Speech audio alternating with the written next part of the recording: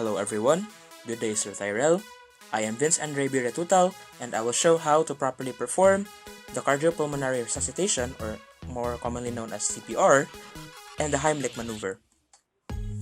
For this demonstration, my brother will act as the patient. First, let's start with the CPR. So the first thing is to make sure the environment is safe for the patient. I have to make sure that no obstructions are in the way that may further harm the patient. Next, we lay the patient on a flat surface. The next important thing is to check if the patient is breathing. If the patient is unconscious, we tap on their shoulder and loudly ask, "Are you okay?"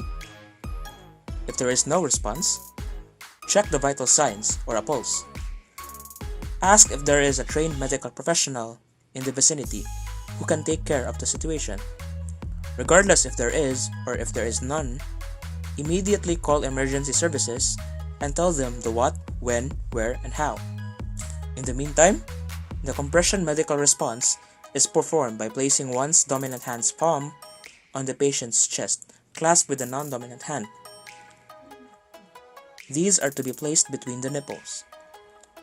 The force should be at least 2 inches deep, but not exceeding 2.4 inches, and the pace should be around 100 to 120 beats per minute. You can use the song "Stayin' Alive" for reference. For the ventilation, I cover the patient with a clean cloth and block their airways, which is the nose. I then proceed to blow air into the patient's mouth. Do this for 2 breaths each, then resuming to the chest compressions and monitoring the vital signs. Do this pattern consistently. For the Heimlich Maneuver, which is meant to be used for people choking, first, ask the person if he or she is okay. If the patient cannot speak, perform 5 back blows by supporting their chest with one arm and slapping upward between the shoulder blades with the other arm.